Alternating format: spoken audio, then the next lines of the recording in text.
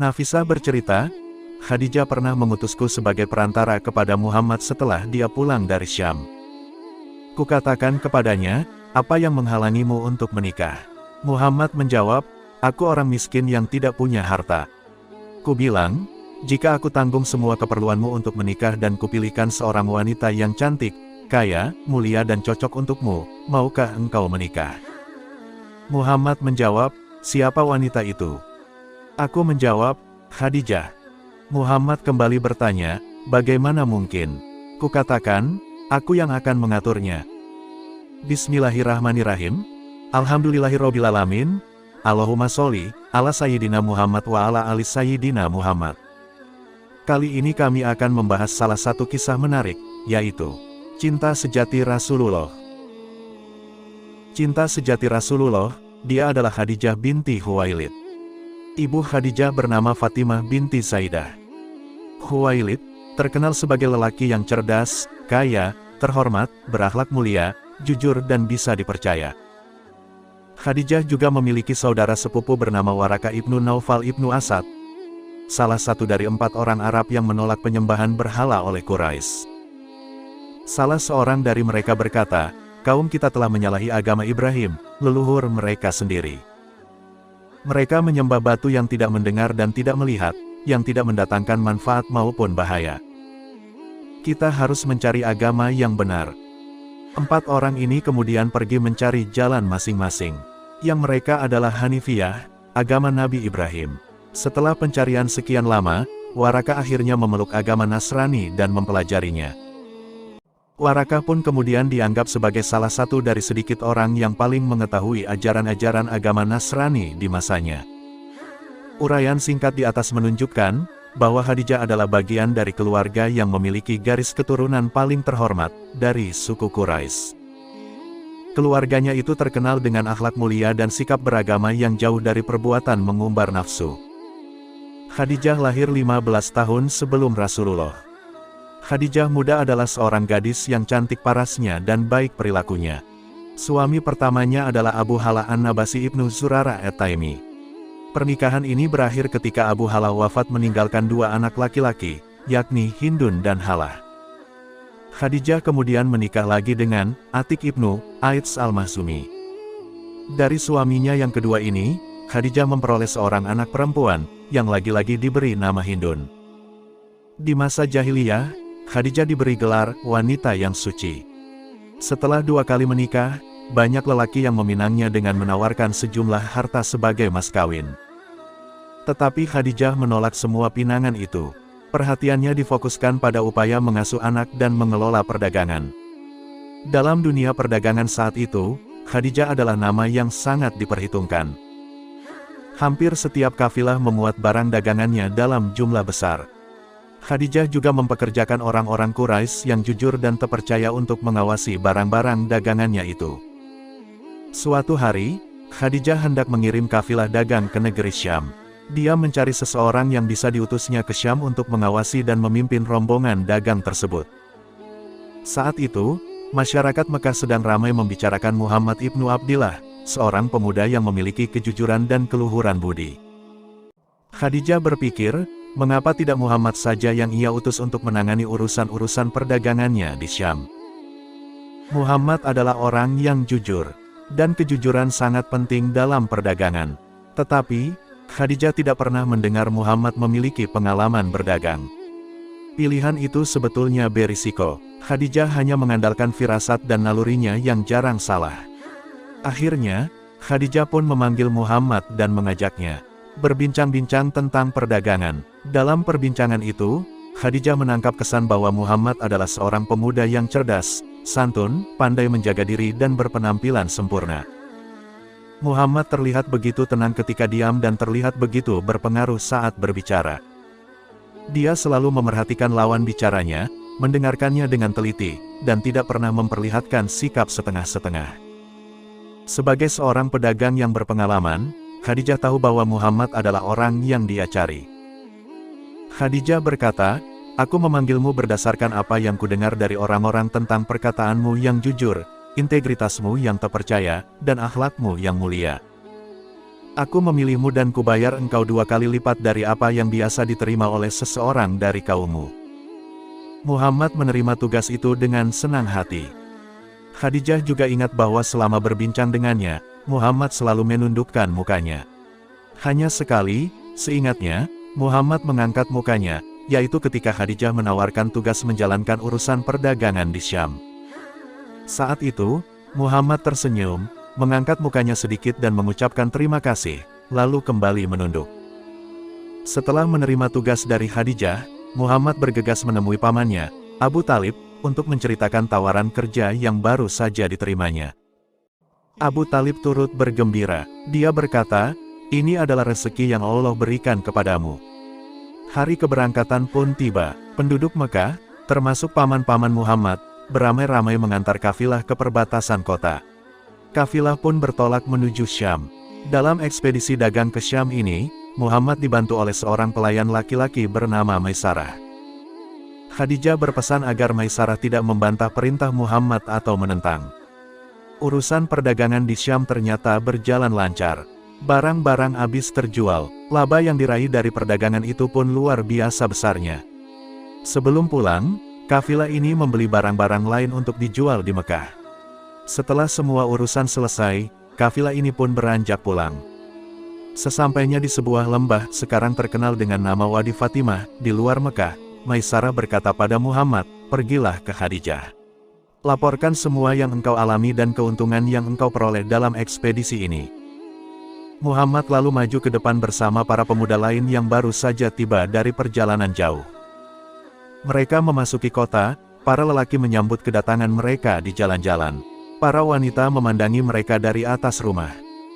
Saat itu siang hari, Khadijah bersama beberapa wanita lain berada di sebuah ruangan di bagian atas rumahnya. Dia bisa melihat Muhammad yang sedang menunggang unta kecil berwarna merah memasuki kota. Ada 2 malaikat menaunginya. Para wanita itu terkejut. Betapa gagah Muhammad, betapa agung wibawa yang dipancarkannya. Dari jauh ia terlihat begitu indah dan sebagaimana tradisi yang biasa dilakukan para pembesar Quraisy.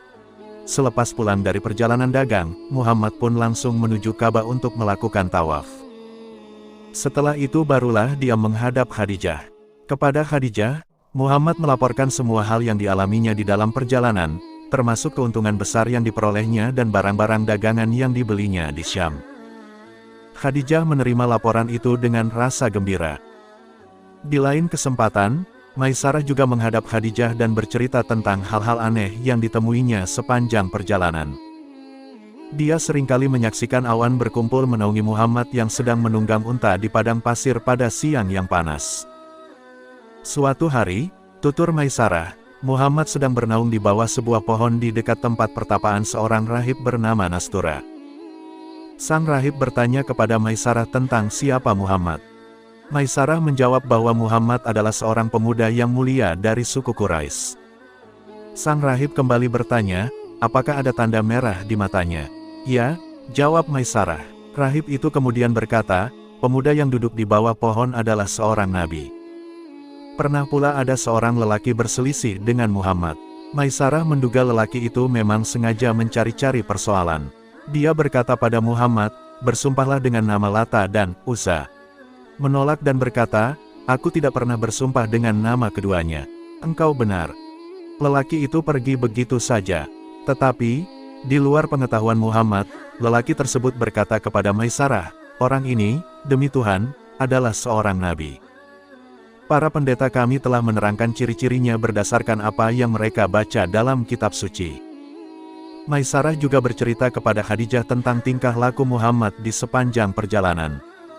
Semua itu menunjukkan kejujuran, keluhuran budi dan kelembutan hatinya. Khadijah mulai berpikir dan menimbang-nimbang semua cerita yang didengarnya itu. Dia tahu bahwa semua penduduk Mekah merasa kagum pada Muhammad. Mereka percaya pada kejujuran, integritas dan kebersihan moralnya. Julukan yang diberikan untuknya adalah Al-Amin, orang yang bisa dipercaya.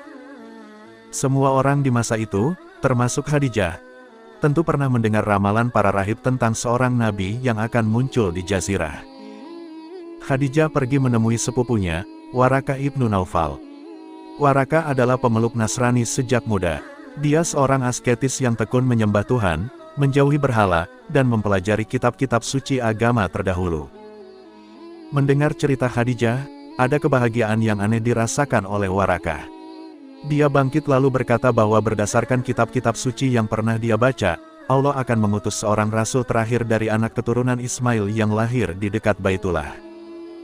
Warakah kemudian diam, dia berpikir sangat serius. Lalu dia katakan, "Wahai Khadijah, jika apa yang kupikirkan ini benar, maka Muhammad pastilah seorang nabi. Yang kutahu dengan pasti, seorang nabi akan muncul dari bangsa ini. Dan sekaranglah saat kemunculannya." Warakah juga berharap dirinya dikaruniai umur panjang sehingga dia bisa beriman dan mengikuti ajaran-ajaran nabi tersebut serta membelanya.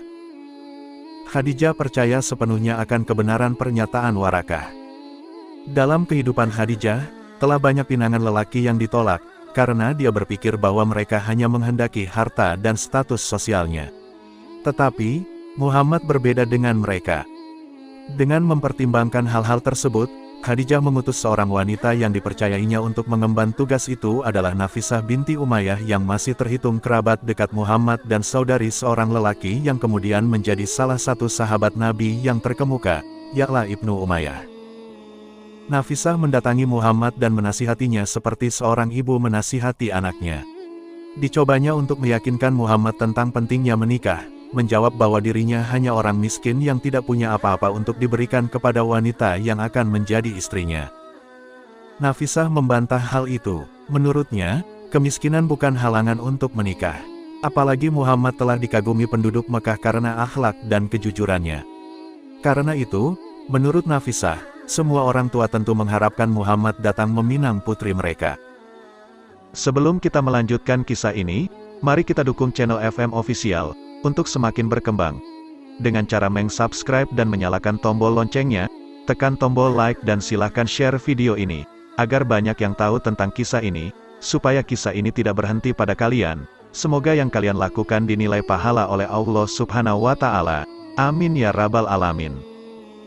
Setelah Muhammad bisa diyakinkan tentang pentingnya menikah, barulah Nafisah menyatakan bahwa wanita yang paling patut adalah Khadijah.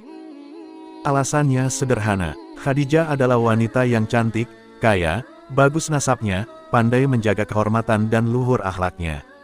Masyarakat pun menjulukinya, wanita yang suci. Mengetahui pilihan Nafisah, Muhammad pun terkejut. Menurutnya, Nafisah berlebihan. Dari mana dia akan memperoleh harta untuk membayar Khadijah? Nafisah menjawab bahwa kalau Muhammad setuju untuk menikah dengan Khadijah, urusan mahar tidak perlu ia pikirkan. Nafisah menceritakan proses diplomasi awal yang dilakukannya itu dalam sebuah riwayat. Dia berkata, Khadijah pernah mengutusku sebagai perantara kepada Muhammad setelah dia pulang dari Syam. Kukatakan kepadanya, apa yang menghalangimu untuk menikah? Muhammad menjawab, aku orang miskin yang tidak punya harta. Ku bilang, jika aku tanggung semua keperluanmu untuk menikah dan kupilihkan seorang wanita yang cantik, kaya, mulia dan cocok untukmu, maukah engkau menikah? Muhammad menjawab, siapa wanita itu? Aku menjawab, Khadijah. Muhammad kembali bertanya, bagaimana mungkin? Kukatakan, aku yang akan mengaturnya. Dengan meminang Muhammad, Khadijah sebetulnya sedang menciptakan sebuah tradisi yang memihak dan menghormati wanita. Kalau wanita berhak mengatur urusan-urusannya sendiri, mengapa dia tidak boleh memilih seorang lelaki untuk menjadi pendamping hidup dan ayah bagi anak-anaknya? Pilihannya atas Muhammad lebih didasarkan atas budi pekerti yang mulia dan perilaku yang luhur. Muhammad juga telah terbukti mampu menjaga dan mengembangkan aset-aset bisnisnya. Muhammad pun menerimanya, dan hari pernikahan yang ditunggu-tunggu itu pun datang. Muhammad didampingi oleh Bani Hashim yang dipimpin oleh Abu Talib dan Hamzah. Hadir juga bersamanya Bani Mudar, sedangkan Khadijah didampingi oleh Bani Asad yang dipimpin oleh Amr ibnu Asad. Pidato pernikahan disampaikan oleh Abu Talib. Dia menyampaikan, segala puji bagi Allah yang telah melahirkan kita sebagai anak keturunan Ibrahim dan Ismail. Segala puji baginya yang telah menjadikan kita penjaga rumahnya dan pemelihara tanah sucinya. Dia yang menjadikan kediaman kita aman dan disiarahi banyak orang. Dia pula yang membuat kita berkuasa atas orang-orang. Keponakanku ini, Muhammad ibnu Abdillah, tidak bisa dibandingkan dengan pemuda manapun, ia pasti mengungguli mereka, tidak kaya. Tetapi, bukankah kekayaan akan berubah dan hilang? Kalian tahu di dalam keluarga seperti apa Muhammad dilahirkan. Hari ini, Muhammad menikahi Khadijah binti Khuwailid. Dengan mahar yang seluruhnya menjadi tanggunganku. Ini akan menjadi berita besar dan kehormatan yang agung. Setelah Abu Talib selesai menyampaikan pidatonya, berdirilah Amr ibnu Asad, paman Khadijah dan pemimpin kaumnya. Dia menyampaikan pujian bagi Muhammad dan mengumumkan pernikahannya dengan Khadijah. Dengan itu, resmilah pernikahan keduanya. Pernikahan itu dilaksanakan pada 2 bulan 15 hari setelah Muhammad tiba dari Syam. Mahar yang diberikan kepada Khadijah adalah 20 ekor unta. Muhammad saat itu berusia 25 tahun. Sedangkan Khadijah berusia 40 tahun. Wallahu alam. Demikianlah kisah ini, semoga bermanfaat, lebih dan kurangnya mohon maaf. Wassalamualaikum.